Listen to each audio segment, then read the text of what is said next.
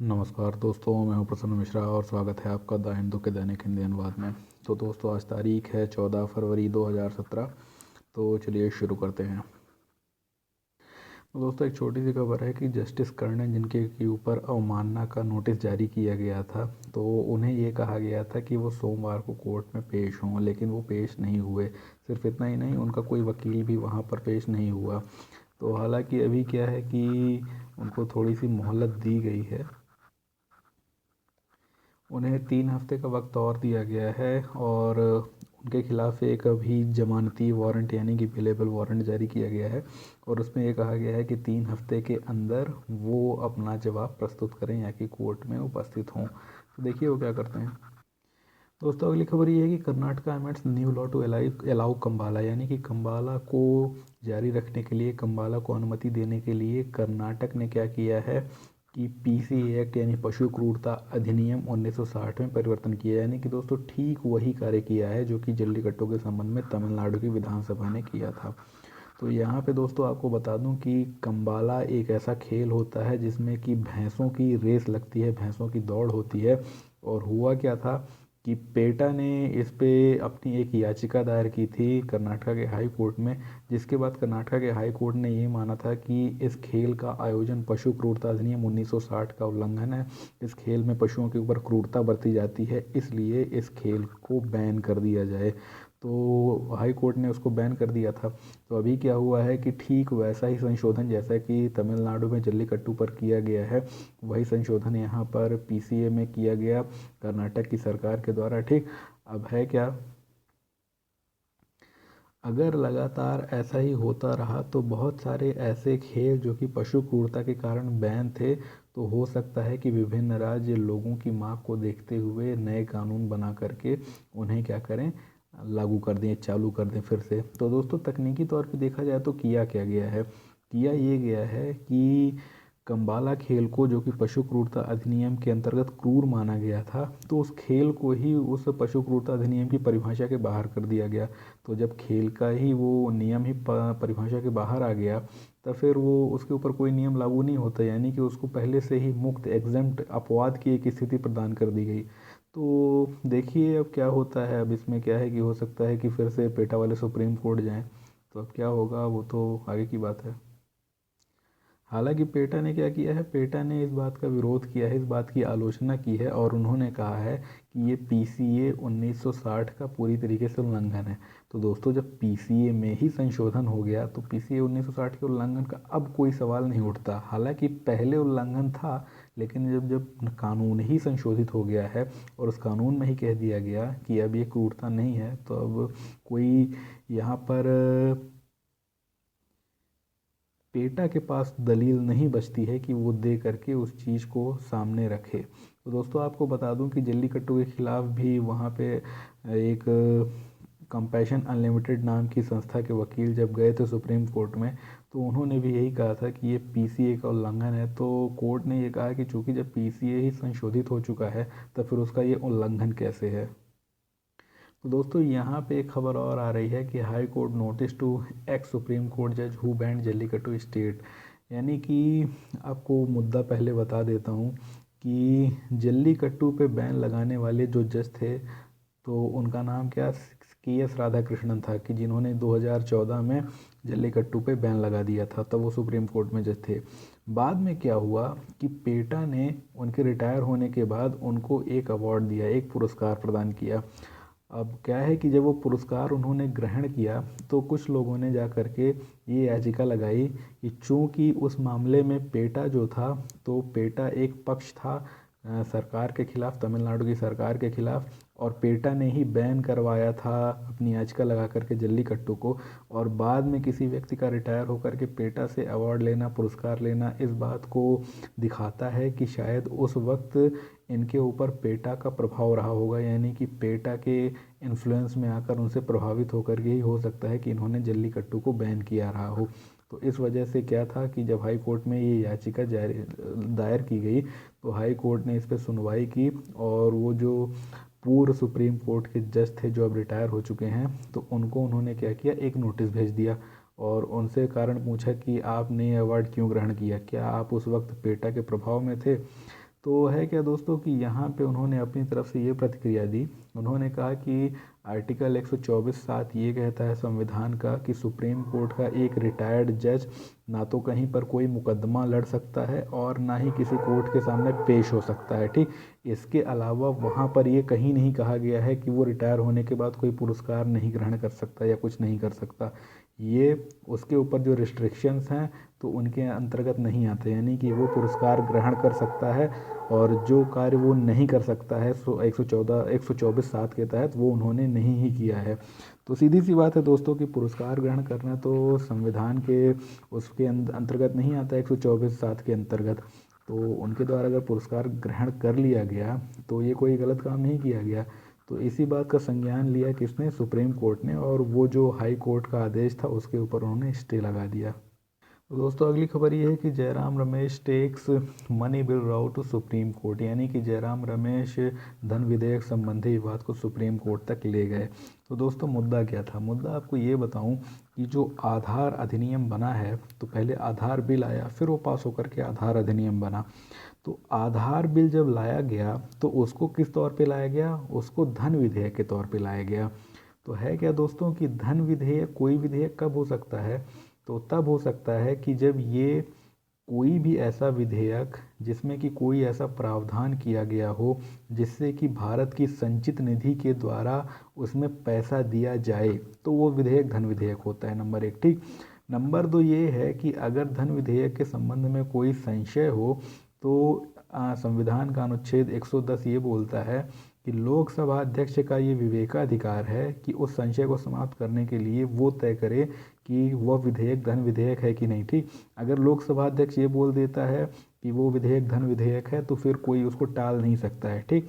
और अगर लोकसभा अध्यक्ष ये बोल देता है कि ये विधेयक धन विधेयक नहीं है तो फिर इस बात को भी कोई नहीं टाल सकता है, क्योंकि जो सुप्रीम अथॉरिटी है किसी विधेयक को धन विधेयक मानने या ना मानने की, वो कौन है, वो लोकसभा अध्यक्ष है। तो ऐसी स्थिति में क्या है दोस्तों कि जब आधार विधेयक पेश किया गया तो कुछ लोगों का ये मानना था कि चूंकि भाजपा का बहुमत राज्यसभा में नहीं है और अगर आधार विधेयक को राज्यसभा में पहुंचता है तो कांग्रेस उस पर अड़ंगा लगा सकती है या कि उसमें विभिन्न प्रकार के संशोधन ऐसे सुझा सकती है जो कि हो सकता है कि सरकार को मान्य ना हो। तो ऐसी स्थिति में क्या है कि मतलब कि ऐसी स्थिति में क्या है कि सरकार ने ये सोचा कि क्यों ना कोई एक ऐसा रास्ता अपनाया जाए जिससे कि जो आधार विधेयक है तो वो सिर्फ लोकसभा में पारित होकर के ही कानून बन जाए, उसको राज्यसभा जाना ना पड़े। तो ऐसी स्थिति में उन्होंने ये सोचा कि इसको अगर धन विधेयक के तौर पे प्रस्तुत कर दिया जाए तो इसको राज्यसभा में पारित होने की आवश्यकता नहीं है, यानी कि उसके बाद क्या है कि जो धन विधेयक होता है लोकसभा में पारित हो गया तो राज्यसभा में जाता जरूर है लेकिन वहाँ पे सिर्फ उस पर चर्चा वगैरह होती है, वहाँ पे वो पास हो नहीं हो कोई फ़र्क ही नहीं पड़ता है। वो ज़्यादा से ज़्यादा ये कर सकते हैं राज्यसभा वाले कि उसमें 2-4 संशोधन सुझा सकते हैं और वो भी लोकसभा के ऊपर होता है कि वो उसको मानती है कि नहीं मानती है। तो यही ठीक आधार के साथ भी हुआ था कि जब आधार विधेयक यहाँ से पारित हो गया लोकसभा से तो राज्यसभा में भेजा गया जहाँ पर उसमें कुछ संशोधन सुझाए गए, हालांकि लोकसभा ने उन संशोधनों को नहीं माना, ठीक। और अब विधेयक जस का तस पूर्ण मान लिया गया और उसको राष्ट्रपति के पास भेज दिया गया। तो दोस्तों जो महत्वपूर्ण मुद्दा इसमें इन्वॉल्व था, जो शामिल था, वो यही था कि क्या आधार विधेयक जो है तो वो धन विधेयक के तौर पे पेश किया जाना चाहिए। तो यहाँ पे जयराम रमेश का कहना था कि आधार विधेयक में ऐसा कुछ भी नहीं है कि उसमें कोई ये कहे कि ये धन विधेयक है, ठीक। जबकि जो सरकार के वकील हैं मुकुल रोहतगी, उनका ये कहना था कि चूँकि जो आधार विधेयक है उसमें कई सारी ऐसी स्कीमों को लिंक किया जाना है, जोड़ा जाना है, जिनका कि भारत की संचित निधि से निकाले जाने वाले पैसे से सीधा संबंध है। तो इस वजह से उन्होंने ये कहा कि क्योंकि आधार जो है तो भले ही सीधे भारत की संचित निधि से नहीं जुड़ा है लेकिन भारत की संचित निधि पर जो कई सारे असर पड़ते हैं तो उनसे वो जुड़ा हुआ है, तो इसलिए उस आधार पे इसे धन विधेयक कहा जाना चाहिए।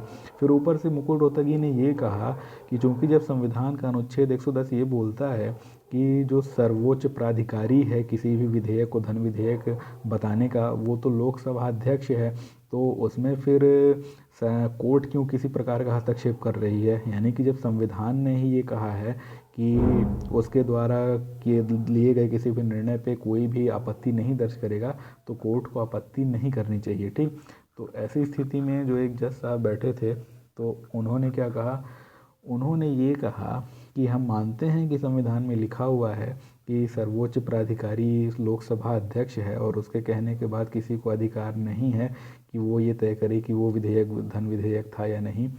लेकिन फिर भी अगर कोई भी नीले बॉल को हरा बॉल कहता है, यानी कि नीली गेंद को हरा गेंद कहे या कि नीले रंग को हरा रंग बताए, तो क्या हम इस बात को देखते रहेंगे कि वो इस तरीके की परिभाषाएं देता रहे और हम उसको मान भी लें।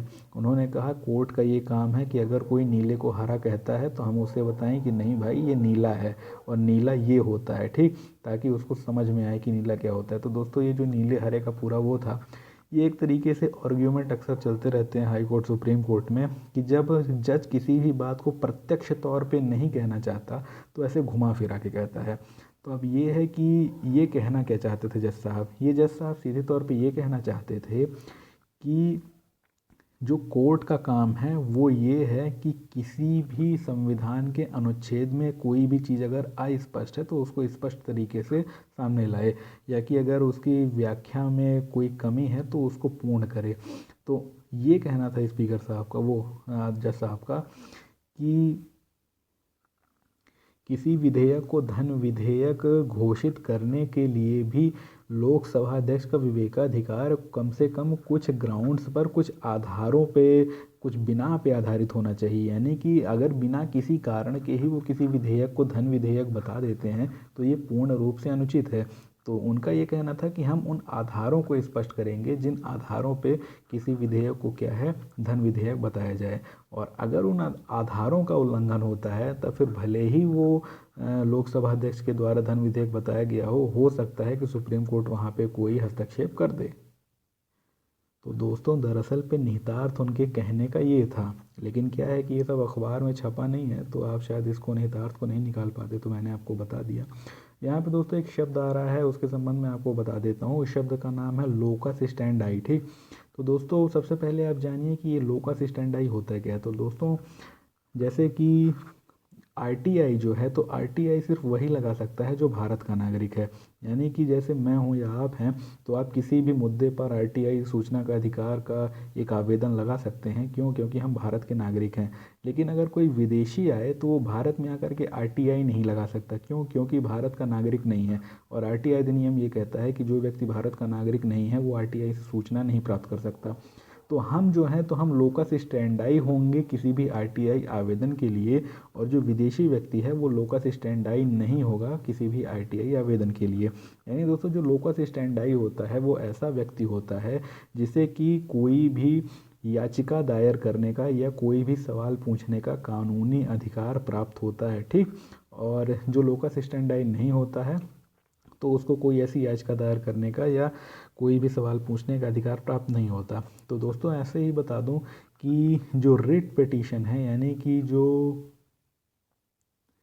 अभिलेख याचिकाएं हैं, तो जो आपने 5 रिटों के संबंध में पढ़ा होगा, तो वो कब जारी की जाती हैं? वो सिर्फ और सिर्फ तभी जारी की जाती हैं जब किसी व्यक्ति के मूलाधिकारों का उल्लंघन हो रहा हो। समझ रहे हैं दोस्तों कि जो मूलाधिकार हैं तो अगर उनका उल्लंघन हो रहा है तभी वो दायर की जा सकती हैं। तो यहाँ पे ये कहा गया मुकुल रोहतगी के द्वारा कि आखिर जयराम रमेश साहब का कौन सा मूलाधिकार का उल्लंघन हो रहा था कि उन्होंने आर्टिकल 21 को आधार बना करके यहाँ पे एक रिट पिटीशन डाली। यानी कि आर्टिकल 21 तो मर्यादापूर्ण जीवन जीने का अधिकार है, उसका इस बात से क्या लेना देना है कि आधार विधेयक धन विधेयक है कि क्या है, इसका कोई लेना देना नहीं था इस बात से। तो हालांकि कोर्ट ने ये कहा कि चूँकि एक महत्वपूर्ण मुद्दा था इसलिए हमने इस बात को यहाँ पे चर्चा में लिया। तो इस बात के लिए आप चिंतित मत होइए कि जयराम रमेश ने इसको यहाँ पे क्यों डाला। तो दोस्तों क्या है कि ये पॉलिटिक्स से संबंधित काफ़ी महत्वपूर्ण बातें मैं आपको बताना चाहता था, तो आपको काफ़ी सारी चीज़ें पता चल गई होंगी। हालांकि यहाँ पे इस आर्टिकल में कोई इतनी ज़्यादा बातें नहीं बताई गई हैं, लेकिन यही है कि मैं अलग से वीडियो बनाने की बजाय जब कोई आर्टिकल आ जाता है तो उसी वीडियो में उससे संबंधित सभी पक्षों की जानकारी आपको दे देता हूँ। अब देखिए दोस्तों, यहाँ पे कल हमने जो बात की थी ताइवान के संबंध में, तो फिर एक आई है आज नई घटना। We are fully sovereign says visiting Taiwanese leader, यानी कि भारत की यात्रा पर जो एक ताइवानी नेता हैं उन्होंने ये कहा कि हम पूर्ण रूप से संप्रभु हैं, यानी सोवरीन हैं। अब दोस्तों, ये तो आप भी जानते हैं, मैं भी जानता हूँ कि ताइवान की खुद की कोई सोवरेनिटी यानी संप्रभुता नहीं है। क्यों? क्योंकि ये चीन की संप्रभुता के अंतर्गत आता है। लेकिन मैं आपको ये बता दूं कि ताइवान और चीन के बीच लंबे वक्त से झगड़ा चल रहा है, और चीन जो है तो ये कहता है कि ताइवान हमारा हिस्सा है, जबकि ताइवान कहता है कि हम अलग संप्रभु देश हैं। अब ऐसी स्थिति में क्या है कि चीन की ताकत को देखते हुए बाकी कोई देश ताइवान को देश का दर्जा देने के लिए तैयार नहीं है। भारत भी खुद जो है तो ताइवान को देश नहीं मानता, लेकिन ताइवान अपने आप में ये कहता है कि हम एक संप्रभु देश हैं और बाकी देशों को हमें एक देश का दर्जा प्रदान कर देना चाहिए। तो है क्या कि जब वो यहाँ पे आए तो उन्होंने ये कहा, ताइवान के एक नेता ने, उन्होंने कहा कि दरअसल पे भले ही हमको चीन के मतलब दुनिया के द्वारा अलग देश की मान्यता नहीं प्राप्त है, लेकिन हम खुद में एक डिफैक्टो सोवरीन स्टेट हैं। तो दोस्तों, ये डिफैक्टो क्या होता है? डिफैक्टो ऐसा होता है दोस्तों कि एक ऐसा व्यक्ति जो खुद को घोषित कर दे लेकिन वो कानूनी रूप से घोषित ना हो। जैसे कि जब मनमोहन सिंह जी प्रधानमंत्री थे तो कई बार ऐसा कहा जाता था कि दरअसल पे डी फैक्टो प्रधानमंत्री जो हैं तो वो तो सोनिया गांधी हैं। तो यानी कि दोस्तों, डी फैक्टो वो होता है जिसे कानूनी रूप से मान्यता तो नहीं प्राप्त होती है, लेकिन वास्तविक सत्ता दरअसल पे उसी के हाथ में होती है। ठीक, तो ऐसे ही है दोस्तों कि ये कहना था इनका कि हमको भले ही कानूनी रूप से संप्रभुता नहीं प्राप्त है, ठीक, लेकिन फिर भी जो वास्तविक रूप से एक देश अपनी सोवरीन नीतियां, अपनी संप्रभु नीतियां चलाता है, हम वैसे ही चला रहे हैं। तो आंतरिक रूप से तो हम संप्रभु हैं ही, भले ही अंतर्राष्ट्रीय रूप से हमको कोई संप्रभु माने चाहे ना माने। ठीक, तो इस तरीके से आपको पता चल गया कि संप्रभुता का क्या कॉन्सेप्ट होता है और वो ताइवान पे किस तरीके से लागू हुआ है। तो ताइवान अभी क्या है कि लगातार अपना जो समर्थन है उसका आधार बढ़ाने के लिए, समर्थन का बेस बढ़ाने के लिए दुनिया भर के देशों के साथ विभिन्न प्रकार के ताल्लुकात बढ़ा रहा है। तो उन्होंने एक नई पॉलिसी, एक नई नीति अपनाई है, उसे कहते हैं साउथ बाउंड पॉलिसी, यानी कि दक्षिण बंध नीति। यानी कि जो ताइवान के दक्षिण में देश हैं तो वो उनसे लगातार संबंध बना रहा है। तो आप ताइवान की स्थिति नक्शे में देखेंगे तो पाएंगे कि जो दक्षिण पूर्व एशिया यानी कि आसियान का इलाका है तो वो पूरा ताइवान के निकट है, वो ताइवान के दक्षिण में भी है। फिर जो ऑस्ट्रेलिया है और न्यूजीलैंड और जो भारत हैं तो ये भी उनके दक्षिण पूर्व एशिया के आसपास के देशों में आते हैं। तो ताइवान लगातार क्या कर रहा है कि इन देशों से अपने समझौते लगातार बढ़ा रहा है, ताकि आगे चल के अगर कभी आवश्यकता पड़े तो ये अंतर्राष्ट्रीय रूप से उसका समर्थन करें। और साथ ही साथ दोस्तों, व्यापार भी महत्वपूर्ण चीज़ होती है, तो व्यापार को भी अपने बढ़ाने के लिए ताइवान इनसे लगातार संपर्क में रहता है। तो दोस्तों, जो एमओपी की बात है, मेमोरेंडम ऑफ प्रोसीजर, यानी कि प्रक्रिया पत्र, जिसके संबंध में हम पहले से भी काफ़ी लंबी चर्चा कर चुके हैं, तो यहाँ पे ये लिखा है कि सुप्रीम कोर्ट हिंट्स एट इनटू इम्पस ओवर जुडिशियल सिलेक्शन, यानी कि न्यायिक चयन में जो अभी तक इम्पस चल रहा है यानी गतिरोध चल रहा है उसे समाप्त करने के लिए सुप्रीम कोर्ट ने इशारा किया है।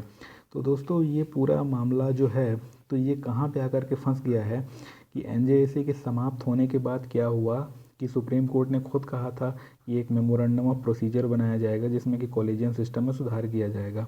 तो सरकार ने अपनी तरफ से जो मेमोरेंडम ऑफ प्रोसीजर एमओपी बना के भेजा, तो सरकार ने उसमें मसौदे में एक प्रावधान लिखा है जिसके अनुसार सरकार ये कहती है कि सुप्रीम कोर्ट के कॉलेजियम द्वारा संस्तुति में दिए गए जजों के नामों को अस्वीकार किया जा सकता है। ठीक, तो है क्या दोस्तों कि अब अगर जो जजों की संस्तुति में नाम दिए गए हैं सरकार उन्हें अस्वीकार कर दे, तब तो फिर यही हो जाएगा कि एनजेसी के जैसी बात हो जाएगी लगभग लगभग।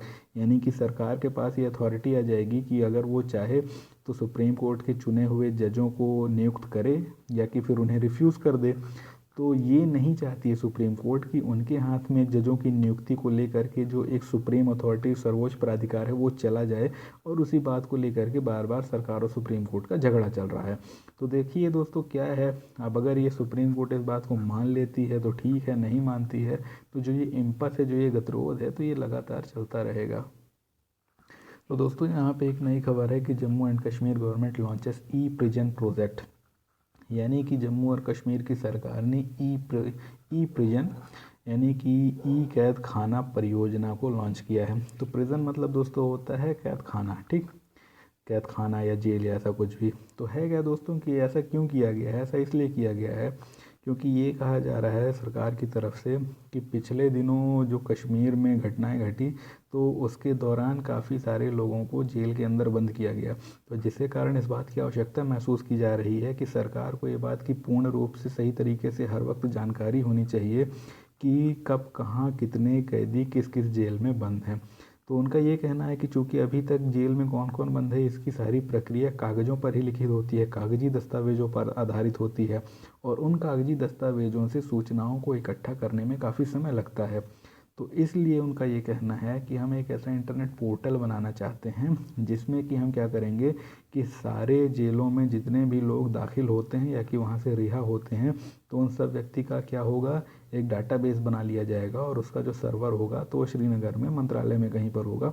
तो उसकी वजह से क्या होगा कि सरकार को हर वक्त इस बात की जानकारी रहेगी कि उनकी जेलों में कब कहाँ किस जेल में कितने लोग हैं और कब वो वहाँ पे कैद हुए, कब वो वहाँ से रिहा हुए, उनके संबंध में क्या क्या जानकारी है, तो हर व्यक्ति की जानकारी उन्हें आगे चल के रहेगी।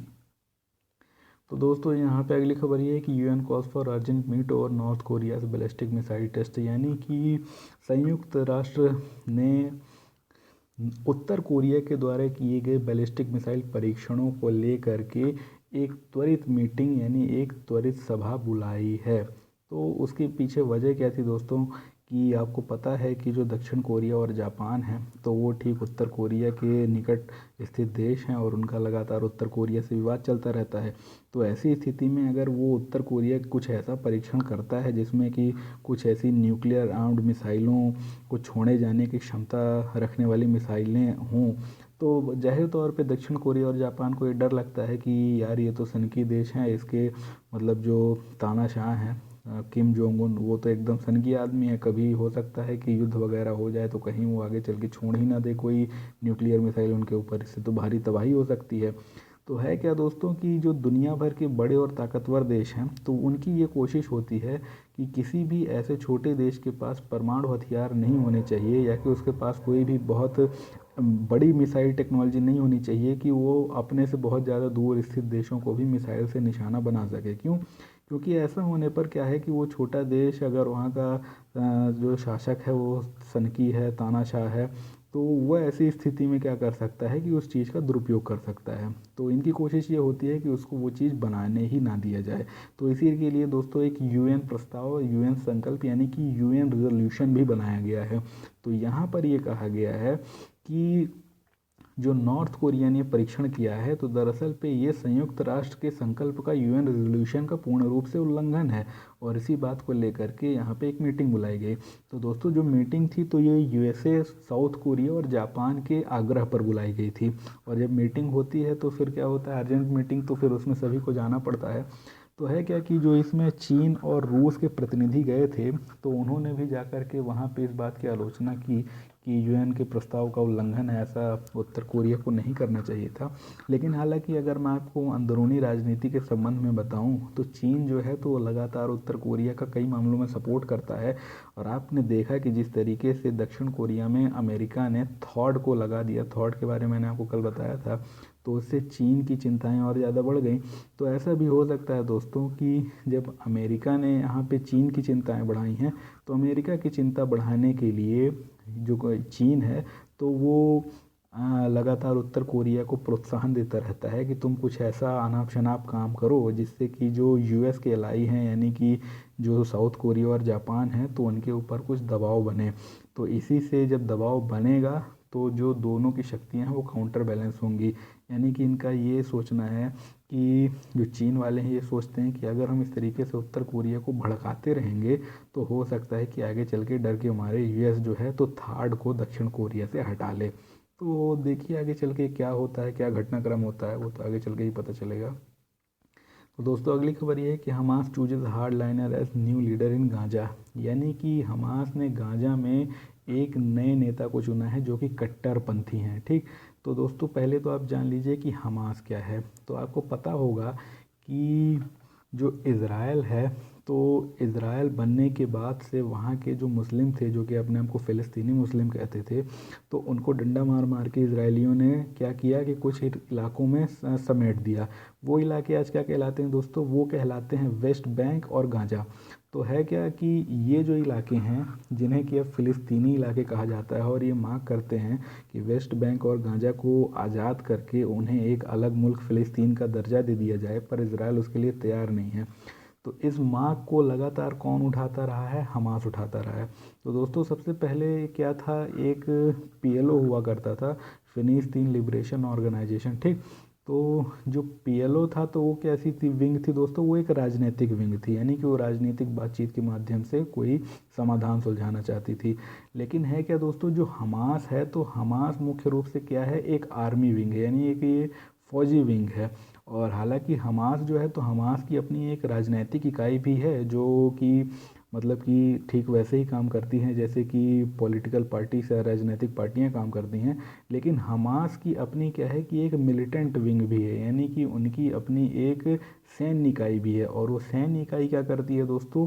वो लगातार इज़राइल के सैनिकों पर और बाकी लोगों पर वो हमला करती रहती है। तो इस वजह से इज़राइल ने हमास को तो आतंकवादी घोषित किया हुआ है अपनी तरफ से, और बाकी भी कई सारे ऐसे देश हैं जो कि मानते हैं कि हमास जो है तो वो आतंकवादी संगठन है। जबकि कई सारे देश हैं जो कि फ़िलिस्तीनी समर्थक हैं, उनका ये कहना है कि हमास आतंकवादी संगठन नहीं है, बल्कि हमास जो है तो एक तरीके की वो स्वतंत्रता संग्राम सेना है, या कि लिबरेशन फोर्स है। तो है क्या दोस्तों कि अभी वहाँ पे जो हमास के एक लीडर थे, नेता थे, यहिया सिनवार, तो उनको क्या किया गया है कि उनको हमास का गाजा का प्रमुख नेता नियुक्त कर दिया गया है, ठीक। और है क्या कि इनको पहले इज़राइल ने गिरफ़्तार कर लिया था।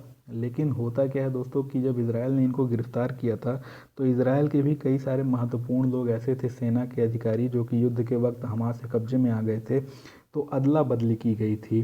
तो अदला बदली में ये हुआ था कि यहिया सिनवार को छोड़ा गया था, और उसके बदले में हमास ने क्या किया था कि कुछ इजरायली सेना के अधिकारियों को छोड़ा था। तो उसके बाद फिर से जब से ये यहिया सिनवार वहाँ पे इसमें प्रिजनर स्वैप में आज़ाद हुए, तो उन्होंने फिर से अपना वही मिलिटेंसी वाला काम शुरू कर दिया। और अभी जो हैं तो ये वहाँ के हमास के काफ़ी बड़े नेताओं के रूप में जाने जाते हैं। तो दोस्तों यहाँ खबर लिखी हुई है कि Syrian government used chlorine gas in Aleppo battle, यानी कि अलेप्पो की लड़ाई में सीरियाई सरकार ने क्लोरीन गैस का उपयोग किया था, ऐसा कि इसका कहना है ह्यूमन राइट्स वॉच का। तो दोस्तों आपको ये जानना चाहिए क्लोरीन गैस क्या होती है। तो क्लोरीन गैस एक बड़ी ही भयंकर जहरीली गैस होती है, और अक्सर इसका उपयोग कब किया जाता है? युद्धों में किया जाता है।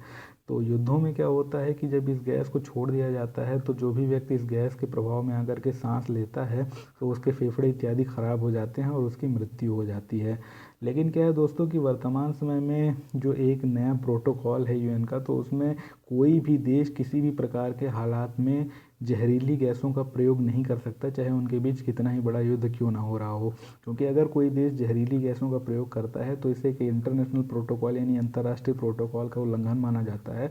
और हो सकता है कि बाकी जो यूएन के सिक्योरिटी काउंसिल के जो 5 मजबूत देश हैं, वो उस देश के खिलाफ एक नई जंग का ऐलान कर दें। यानी कि किसी भी देश को इस बात की इजाज़त नहीं है कि वो क्लोरीन गैस का उपयोग करे, ठीक।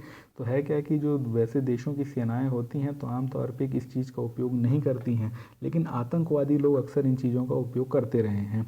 लेकिन है क्या कि यहाँ पे ये देखा गया कि कुछ लोगों का कहना था कि सीरियाई सरकार ने इसका उपयोग किया। आईएसआईएस तो इसका उपयोग पहले भी कर चुका है, लेकिन सीरियाई सरकार को इसका उपयोग नहीं करना चाहिए था। क्यों? क्योंकि सीरियाई सरकार जो है तो अंतर्राष्ट्रीय रूप से एक मान्यता प्राप्त सरकार है, और वो यूएन में भी है। तो ऐसी स्थिति में उसको यूएन के नियमों का पालन करना चाहिए। और अगर कोई सरकार ही आतंकवादियों की तरह हरकतें करने लगे, तो फिर किस नाम की सरकार। तो यही है दोस्तों कि हो सकता है कि आगे चल के आपसे एक सवाल ऐसा पूछ लिया जाए मेंस में कि क्या रासायनिक गैसों का जो इस्तेमाल है तो युद्ध में किया जाना जायज़ है कि नहीं, इत्यादि इत्यादि। इस पे आपके क्या विचार हैं? या कि ऐसा भी हो सकता है कि प्रीलिम्स में क्लोरीन गैस से संबंधित कुछ पूछ ले। तो क्लोरीन गैस क्या है, इसका रासायनिक संयोजन किस प्रकार का होता है, कैसे कार्य करती है, तो आप इंटरनेट में एक बार ज़रूर देख लीजिएगा। तो दोस्तों अगली खबर ये है कि centre puts onus on states to set factories threshold limit, तो दोस्तों एक शब्द आ रहा है ओनस। ओनस का मतलब होता है रिस्पॉन्सिबिलिटी या जिम्मेदारी, यानी कि केंद्र सरकार ने एक विवादित जो मुद्दा था उसकी जिम्मेदारी किसको सौंप दी है, वो सौंप दी है राज्यों को। और वो विवादित मुद्दा क्या था, वो विवादित मुद्दा था to set factories threshold limit, यानी कि फैक्ट्रियों की देहली सीमा या थ्रेशोल्ड सीमा को निर्धारित करना। अब आप सोच रहे होंगे कि ये थ्रेशोल्ड सीमा क्या होती है, तो चलिए वो आपको पता चल जाएगा जब मैं इसको विस्तार से बताऊंगा। तो दोस्तों भारत में अभी तक जो मज़दूर लोग हैं तो वो किन हालातों में काम करेंगे और इत्यादि संबंधी जो बहुत सारे नियम कानून हैं वो किसके अंतर्गत आते हैं, वो फैक्ट्री अधिनियम 1948 के अंतर्गत आते हैं। अब है क्या कि आपको बता दूं कि ये फैक्ट्री अधिनियम 1948 जो है तो ये काफ़ी पहले बना था, मतलब समझ लीजिए आज़ादी के वक्त का था। हालांकि थोड़े बहुत संशोधन भले हुए होंगे इसमें, लेकिन इसमें कई सारी जो मूलभूत बातें हैं वो अभी भी वही हैं जो कि 1948 में बनाई गई थी। जबकि दोस्तों जो फैक्ट्रियों का स्वरूप है, उनको चलाने का जो तरीका है और उसमें जो नई तकनीकी आज की तारीख में इन्वॉल्व हो गई है वो तब से बिल्कुल अलग है, बिल्कुल जुदा है, जो कि वो 1948 में हुआ करती थी। तो कई लोगों का ऐसा मानना है कि यह फैक्ट्री एक्ट 1948 में परिवर्तन किया जाना चाहिए और उसमें जो कुछ ऐसे प्रावधान हैं जो थ्रेशोल्ड लिमिट यानी देहली सीमा संबंधित हैं वो भी बदले जाने चाहिए। तो दोस्तों देहली सीमा वो होती है कि कोई भी जो कंपनी है या कोई भी जो फैक्ट्री है, तो कोई फैक्ट्री फैक्ट्री अधिनियम के कानूनों के अंतर्गत कब आएगी, इस बात की सीमा इस बात से निर्धारित होती है कि वहाँ कितने लोग कार्य करते हैं। तो दोस्तों जो पुराना फैक्ट्री एक्ट 1948 था तो उसमें ये कहा गया था कि कोई भी ऐसी फैक्ट्री जो कि बिजली से चलती है तो वहाँ पे 10 लोग, और कोई भी ऐसी फैक्ट्री जो कि बिजली से नहीं चलती है वहाँ पे 20 लोग अगर हैं तो मतलब मिनिमम इतने लोग हैं तो वो फैक्ट्री के अंतर्गत नहीं आएगा। और अगर इससे ज़्यादा हैं, यानी कि बिजली से चलने वाली फैक्ट्री में अगर 10 लोग से ज़्यादा हैं और बिना बिजली के चलने वाली फैक्ट्री में अगर 20 लोग से ज़्यादा हैं तो वो फैक्ट्री कानून के अंतर्गत आएगा। तो दोस्तों है क्या कि जब ये कोई भी फैक्ट्री कानून के अंतर्गत आ जाती है ना, तो इतने सारे नियम कायदे उसके ऊपर लग जाते हैं कि वो कई सारे बोझ के तले दब जाती है। यानी कि सीधी सी बात है कि अगर वो नियम कानूनों कायदों का पालन ना करे ना, तो वहाँ पे काम करने वाले कर्मचारी उसके खिलाफ रिपोर्ट लिखा सकते हैं और पुलिस उसको गिरफ्तार करके न्यायालय में पेश कर सकती है और न्यायालय फैक्ट्री एक्ट 1948 के खिलाफ मतलब 1948 का हवाला दे करके उस व्यक्ति को, उस फैक्ट्री चलाने वाले को सज़ा भी दे सकता है। यानी कि जो फैक्ट्री एक्ट है तो ये बहुत पावरफुल एक्ट होता है और अगर कोई भी फैक्ट्री चलाने वाला व्यक्ति जिसकी फैक्ट्री इसके फैक्ट्री एक्ट के अंतर्गत आती है इसका उल्लंघन करता है तो उसको सज़ा भी हो सकती है, उस पर जुर्माना भी लग सकता है। तो है क्या दोस्तों कि जो फैक्ट्री चलाने वाले लोग हैं तो वो तो बहुत दिन से चिल्ला रहे थे कि हमारी फैक्ट्री में इतने कम लोग हैं उसके बावजूद भी हमको फैक्ट्री एक्ट के अंतर्गत पटक दिया गया है। तो वो चाहते थे कि जो छोटी फैक्ट्रियां हैं, यानी कि कम से कम ऐसी फैक्ट्रियां जिनमें 40 लोग से कम काम करते हैं, तो उनको फैक्ट्री एक्ट से हटा दिया जाना चाहिए। लेकिन क्या है दोस्तों कि जो मजदूर संगठन है वो इसके खिलाफ हैं। उनका कहना है कि भाई मजदूर तो मजदूर है, ठीक, अगर आप इस तरीके से फैक्ट्री एक्ट में ढील देने लगोगे, उसकी जो थ्रेशोल्ड सीमा है, उसकी जो देहली सीमा है उसमें आप ढील देने लगोगे, तो देश में लाखों मजदूर ऐसे हैं जो इन फैक्ट्रियों में काम करते हैं जहाँ पे 40 लोग से कम काम कर रहे हों, 40 लोग से कम मजदूर हों जिन फैक्ट्रियों में। तो उन लाखों मजदूरों का तो एक तरीके से जो अपने रोज़गार का अधिकार है या कि अपने ऊपर होने वाले अत्याचारों का अधिकार है तो उसके खिलाफ वो आवाज़ ही नहीं उठा पाएगा। क्यों? क्योंकि जब फैक्ट्री एक्ट के अंतर्गत वो फैक्ट्री आएगी ही नहीं तो उसकी कोई रिपोर्ट ही नहीं लिखी जाएगी, क्योंकि माना जाएगा कि ये कोई फैक्ट्री नहीं है, ये फैक्ट्री एक्ट के अंतर्गत नहीं आती है। तो जो मालिक है तो चाहे वो जितनी इनको मजदूरी दे या कि फिर इनको जब चाहे लात मार के अपनी फैक्ट्री से निकाल दे, ये उसमें कुछ नहीं कर सकते हैं ना, वहाँ पे वो उनसे ज़्यादा मांगे कर सकते हैं अपने मालिकों से। तो है क्या दोस्तों कि मजदूर संगठनों का कहना है कि पुराना फैक्ट्री एक्ट बहुत अच्छा है और उसमें कोई संशोधन नहीं किया जाना चाहिए उसकी देहली सीमा में। तो मैं यही आपको बता रहा हूँ कि पहले तो सरकार ने क्या कहा था कि कोई भी कंपनी हो, चाहे वो बिजली से चलती हो चाहे वो बिजली से नहीं चलती हो, तो वहाँ पे अगर 40 लोगों से कम काम कर रहे हैं तो फैक्ट्री अधिनियम के अंतर्गत नहीं आएगी। ठीक, अब यहाँ पे थोड़ा सा आप सोच रहे होंगे कि बिजली से चलने वाली ना चलने वाली, तो आज की तारीख में तो देखिए दोस्तों, कोई भी कंपनी होगी तो वहाँ पे तो बिजली होगी ही होगी, यानी लाइट पंखा वगैरह तो चलेगा ही। लेकिन बिजली से चलने वाली का जो मतलब होता है वो ये होता है कि क्या उस फैक्ट्री में जो मशीनें लगी हुई हैं वो बिजली से चलती हैं या नहीं। तो अगर उस फैक्ट्री में लगी हुई मशीनें जो कि उत्पादन इत्यादि का कार्य कर रही हैं, अगर वो बिजली से चलती हैं तो उन्हें पावर एडेड कहा जाता है, यानी कि बिजली से चलने वाली। ठीक, और जो बिजली से नहीं चलती हैं तो उन्हें नॉन पावर एडेड कहा जाता है। तो वही अभी तक जो नियम है तो वो कितना है कि पावर एडेड में 10 और नॉन पावर एडेड में 20 मजदूर जो हैं तो फैक्ट्री अधिनियम के अंतर्गत नहीं आएंगे, और उससे ज़्यादा हैं तो वो आएंगे। अब है क्या कि सरकार ने जब ये सोचा कि ये 40 मजदूरों वाला, यानी कि दहली सीमा 40 पहुंचाने वाला जो फॉर्मूला है वो काम नहीं करेगा, तो उन्होंने क्या किया, उन्होंने एक नया जुगाड़ साधा। उन्होंने सोचा कि अगर हम ऐसा करते हैं तो मजदूर केंद्र सरकार के खिलाफ नारे लगाएंगे। ठीक, उन्होंने ये कहा कि क्यों ना हम एक ऐसा काम करें कि एक नया संशोधन विधेयक बनाएं, और उस संशोधन विधेयक में इस बात को प्रस्तावित करें कि ये सीमा बढ़ाने का जो अधिकार है वो कि राज्य सरकारों के पास होगा।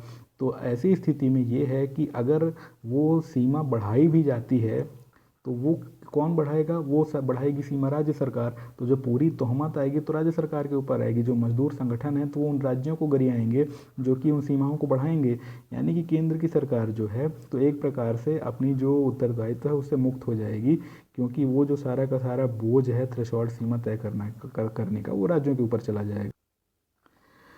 और ये कहा गया है इस नए प्रस्ताव में, संशोधन प्रस्ताव में, कि जो अभी तक पावर एडेड में 10 और नॉन पावर एडेड में 20 की सीमा है, तो अगर राज्य की सरकार चाहे तो पावर एडेड में 20 और नॉन पावर एडेड में सीमा को बढ़ा करके 40 कर सकती हैं, यानी कि सीमा को डबल कर देने की उन्होंने संस्तुति की है। तो ये था कि ये तो इनसे खुद ही मांग कर रही थी, जो छोटी छोटी फैक्ट्रियों वाले लोग हैं, कंपनियां हैं, वो इनसे पहले ही मांग कर रहे थे कि आप इसको सीमा को डबल कीजिए। तो केंद्र सरकार ने ये सोचा कि अगर हम डबल करेंगे तो ये मजदूर संगठन हमारे ऊपर पिल पड़ेंगे। तो ऐसी स्थिति में इन्होंने क्या कहा कि एक काम करो, आप राज्यों को ये अधिकार दे दो, तो राज्य इस मामले में अपने से निपटते रहेंगे। तो अब यही है कि अब ये अगर राज्यों के हाथ में आएगा तो राज्यों के ऊपर ये सिर दर्द आएगा कि वो मजदूर संगठनों से झगड़ा मोल लें कि ना लें। तो दोस्तों अगली खबर ये है कि renewables obviate need for new coal capacity. तो एक शब्द आ रहा है ऑब्विएट। तो ऑब्विएट का मतलब ये होता है दोस्तों कि किसी चीज़ का अनावश्यक हो जाना, या कि कोई भी चीज़ ऐसी जिसकी की अब आवश्यकता नहीं रह जाएगी। ठीक, तो ये कहा जा रहा है कि जो नवीकरणीय ऊर्जा के स्रोत हैं, तो हो सकता है कि जो कोयले की नई कैपेसिटी है, नई आवश्यकताएं हैं, नई क्षमताएं हैं, उनकी न ज़रूरत ना पड़े। यानी कि दोस्तों ये कहा जा रहा है कि जो भारत की सरकार है वो लगातार नवीनीकरणीय ऊर्जा की ओर बढ़ रही है, और वो नहीं चाहती है कि अब ज़्यादा से ज़्यादा कोयले का इस्तेमाल ऊर्जा को उत्पन्न करने में किया जाए। तो दोस्तों पहली बात तो ये बता दूं कि दो प्रकार की ऊर्जाएं, यानी कि जो पवन ऊर्जा है और जो सौर ऊर्जा है, तो वो तो पूर्ण रूप से क्या है, नवीकरणीय ऊर्जा है।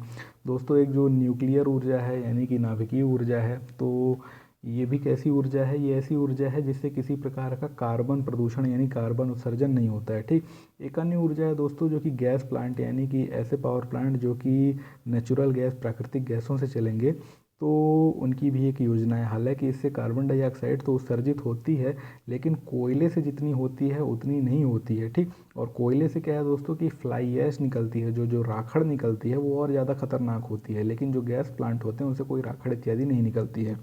तो ये कहा जा रहा है कि भारत जो है तो वो लगातार इन स्रोतों की तरफ बढ़ रहा है, बजाय कि कोयले पर आधारित विद्युत घरों के। ठीक, तो है क्या दोस्तों कि ऐसा माना जाता है कि दुनिया भर में जो सबसे बड़े प्रदूषण के कारक हैं वो कोयला आधारित विद्युत ग्रह यानी कि थर्मल पावर प्लांट हैं, और उनकी वजह से ही दुनिया में सबसे ज़्यादा कार्बन उत्सर्जन हो रहा है। तो है क्या दोस्तों कि ये कहा गया है कि भारत में ऊर्जा की आवश्यकता भले ही लगातार बढ़ती जा रही है, लेकिन भारत में जो ऊर्जा के अन्य स्रोत हैं वो भी तेज़ी से बढ़े हैं, जिसकी वजह से नए कोयले आधारित पावर प्लांट लगाने की ज़रूरत नहीं पड़ेगी। यानी कि दोस्तों आप जानते हैं कि अगर किसी भी देश में ऊर्जा की आवश्यकता बढ़े तो उसको नए पावर प्लांट तो लगाने ही लगाने पड़ेंगे, लेकिन अगर वो ऊर्जा के वैकल्पिक स्रोतों का, नवीनीकरणीय स्रोतों का इस्तेमाल करे तो उसको कोयले पर आधारित नए पावर प्लांट नहीं लगाने पड़ेंगे। और यही अपनी रिपोर्ट में किसने कहा है? टेरी ने। तो दोस्तों इन्होंने एक रिपोर्ट बनाई थी टेरी वालों ने, उसको नाम दिया था हाई रिन्यूएबल सिनारियो, यानी कि नवीकरणीय ऊर्जा का उच्च उच्च ऊर्जा का नया परिदृश्य। तो उसमें उन्होंने ये कहा है कि जो सरकार का एक कदम है अपनी रिन्यूएबल एनर्जी यानी कि नवीकरणीय ऊर्जा स्रोतों से 175 गीगावाट ऊर्जा उत्पन्न करने का 2021-22 तक, और जब वो प्राप्त हो जाएगी तो 2025-26 तक उसे 275 गीगावाट किया जाएगा। ठीक। और टेरी का ये कहना है कि ये बिल्कुल संभव है, क्योंकि जिस तरीके से भारत की सरकार लगातार इस मामले में आगे बढ़ रही है तो उसमें कोई ऐसी बहुत समस्या नहीं दिखती है। तो यहाँ पे दोस्तों कुछ शब्द आ रहे हैं, उनके बारे में आपको बता देता हूँ कि भारत में अभी जो है तो प्रति व्यक्ति जो बिजली का कंजम्पशन है, बिजली का उपभोग है, तो वो कितना है? वो है 1075 किलोवाट घंटा। ठीक। और वो कितना आगे चल के हो जाएगा 2021-22 तक? वो हो जाएगा दोस्तों 1490 किलोवाट घंटा। तो दोस्तों ये जो KWH या किलोवाट घंटा, किलोवाट आवर मैं आपसे बोल रहा हूँ, इसका क्या मतलब होता है? आपने देखा होगा कि जब बिजली का बिल आता है तो उसमें लिखा होता है इतने यूनिट चला। ठीक। तो दोस्तों यूनिट को ही कहते हैं KWH यानी कि किलोवाट आवर। यानी कि अगर 1 किलोवाट की एक मोटर 1 घंटे तक चले तो कितनी बिजली खर्च होती है? 1 किलोवाट आवर यानी कि 1 यूनिट। तो ये कहा जाता है कि भारत में प्रति व्यक्ति जो औसत रूप से बिजली का उपभोग है वो कितना होता है? 1075 यूनिट प्रति व्यक्ति होता है। ठीक। तो यहाँ पर क्या है दोस्तों कि आपको ये बता दूँ कि अगर कोई 100 वाट का बल्ब लगातार 10 घंटे जलता है तो उससे भी कितनी बिजली खर्च होगी? उससे खर्च होगी 1 किलोवाट आवर यानी कि 1 यूनिट। तो दोस्तों है क्या कि अक्सर PSC में या कि फिर ऐसे जो बाकी अन्य एग्ज़ाम होते रहते हैं तो वहाँ पे ये KWH का कंसेप्ट अक्सर पूछ लिया जाता है, तो आप इसको देख ही जाइएगा ये KWH क्या होता है। तो दोस्तों यहाँ पे फिर से दो शब्द आ रहे हैं, तो उनको हम पहले आपको बता देता हूँ। एक शब्द है एनर्जी मिक्स, तो आप शायद नहीं जानते होंगे क्या है एनर्जी मिक्स। दोस्तों वो सभी स्रोत जिसके की द्वारा बिजली उत्पन्न की जाती है उनको एनर्जी मिक्स कहते हैं, फिर चाहे वो कोई भी स्रोत हो। ठीक। हालांकि मुख्य रूप से ये कहा जाता है कि जो प्राथमिक स्रोत होते हैं जैसे कि कोयला इत्यादि, तो वो क्या हैं? वो एनर्जी मिक्स में ज़्यादा ऊपर आते हैं, लेकिन फिर भी कोई भी स्रोत जिससे बिजली उत्पन्न की जाए उसको एनर्जी मिक्स कहा जाता है। तो ये कहा जा रहा है कि with the energy mix set to undergo radical change in the coming years, यानी कि आने वाले वर्षों में जो देश में एनर्जी मिक्स है, यानी कि वो स्रोत जिनसे कि बिजली उत्पन्न की जाती है उनमें रेडिकल चेंज यानी कि आमूल चूल परिवर्तन आएगा। ठीक। ऐसा टेरी का कहना है। और ये है कि centre would do well to take steps to strengthen the grid infrastructure, यानी कि जो ग्रिड अवसंरचना है, यानी कि ऐसी अवसंरचना जहाँ से बिजली को एक स्थान पर एकत्रित करके अन्य स्थानों पर भेजा जाता है, उसे कहते हैं ग्रिड। तो है क्या दोस्तों कि जो ग्रिड है तो उसके बारे में आप थोड़ा पढ़ लीजिएगा कभी। भारत में जो एक बड़ी समस्या है वो है ग्रिड इंफ्रास्ट्रक्चर की, यानी कि भारत में एक नेशनल ग्रिड तो है लेकिन फिर भी उसमें पावर लॉस जो है, जो ऊर्जा का हानि है वो इतना ज़्यादा हो जाता है कि एक स्थान पे, दूरस्थ स्थान पे बनने वाली बिजली को एक अन्य दूरस्थ स्थान पे नहीं भेजा जा सकता है। ठीक है। भेजने पे क्या है कि बहुत ज़्यादा पावर लॉस आ जाता है। तो वो अगर ग्रिड इंफ्रास्ट्रक्चर को, अगर हम ग्रिड अवसंरचना को मजबूत कर लें तो उससे क्या है कि जो पावर लॉस होती है हम उससे काफ़ी ज़्यादा बच सकते हैं। ठीक।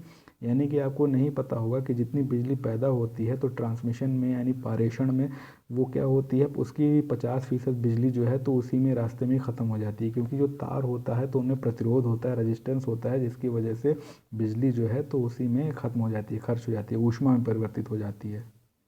और दूसरा यहाँ पे दोस्तों एक शब्द लिखा हुआ है स्टोरेज कैपेसिटी। तो ये कहा जा रहा है कि सरकार जो है तो ग्रिड अवसंरचना तो सुधारेगी, साथ में स्टोरेज कैपेसिटी भी बनाएगी और उसे बढ़ाएगी। तो दोस्तों स्टोरेज कैपेसिटी क्या होता है?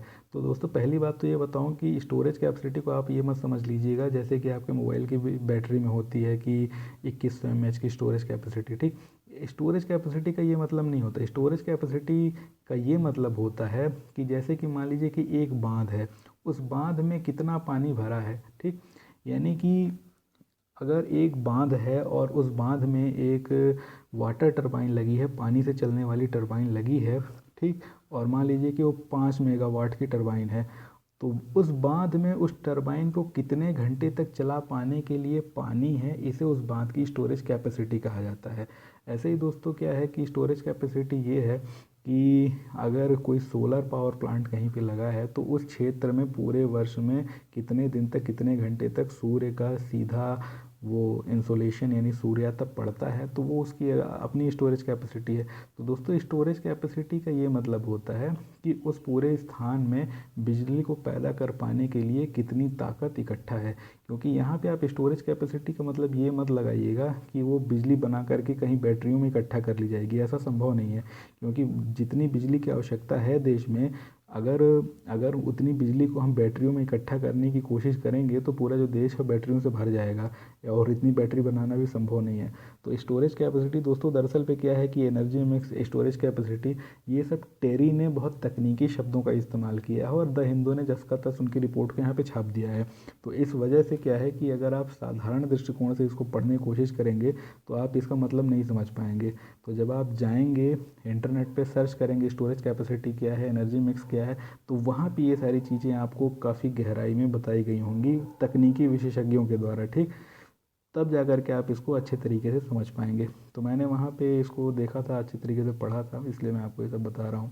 तो दोस्तों आज के लाइव वाले पेज में कुछ भी नहीं आया है और आज की वीडियो बनने में काफ़ी लेट हो गया, तो ये आपको काफ़ी लेट मिलेगी, हो सकता है 2 बजे तक मिले। लेकिन दोस्तों वही है कि समय का रहता है कि समय जब मिल जाता है दिन में तो दिन में बन जाती है, नहीं मिल पाता है तो नहीं बन पाती है। तो कोशिश करूँगा कि आगे चल के आपको वक्त से वीडियो दे दूँ। तो दोस्तों तब तक के लिए धन्यवाद, शुभ रात्रि, जय हिंद।